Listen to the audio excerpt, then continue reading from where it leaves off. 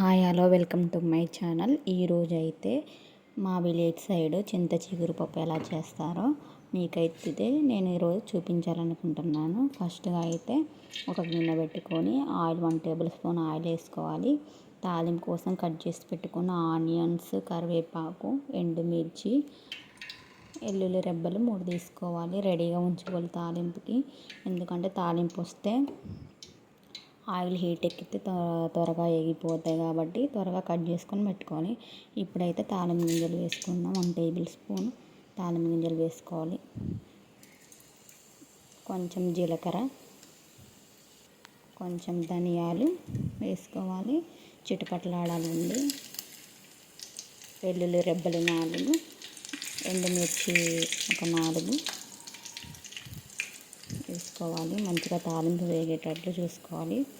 పసుపు కొంచెం వేసుకోవాలి. ఇప్పుడైతే కట్ చేసి పెట్టుకున్న ఆనియన్స్ వేసుకున్నాం. కరివేపాకు కొంచెం మంచిగా వేసుకొని మంచిగా మిక్స్ చేసుకొని మంచిగా కలుపుకోవాలి. తాలింపు పర్ఫెక్ట్గా ఉండాలి. తాలింపు మాడిపోకుండా చూసుకోవాలి. ఎందుకంటే తాలింపు మాడిపోతే పప్పు టేస్ట్ అనిపించదు.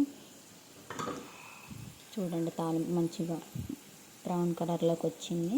మనమైతే ఇప్పుడు కట్ చేసి అయితే ముందుగానే ఉడకబెట్టుకున్న పప్పు, ఆ పప్పునైతే ఫస్ట్ మంచిగా ఉడకబెట్టుకోవాలండి.